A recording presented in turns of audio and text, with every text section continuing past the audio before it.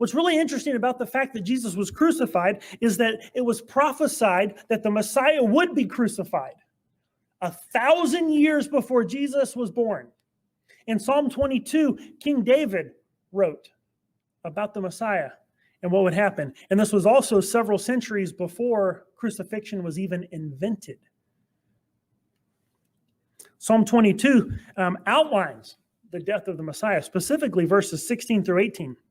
It says, "For dogs have surrounded me." Dogs are what Israelites would have referred to Gentiles. "For dogs have surrounded me. The congregation of the wicked has enclosed me.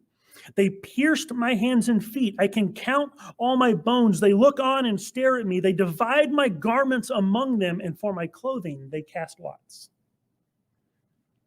Written 1,000 years before Jesus, describing the manner in which he would die. But it's not just that it was prophesied, but also the act of crucifixion is something that in the minds of everyone, the Jews and the Gentiles, would have been that a person crucified is accursed.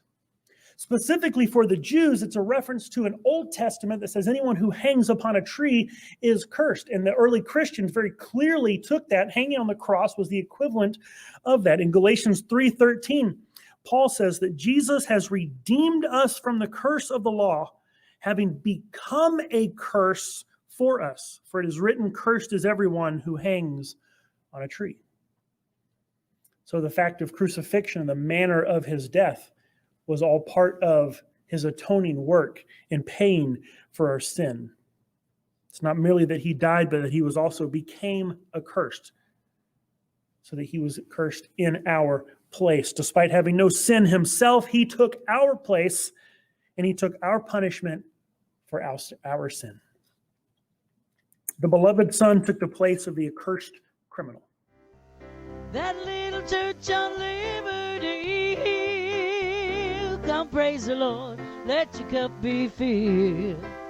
Raise your voices and we'll sing, let God's freedom ring from that little church on Liberty.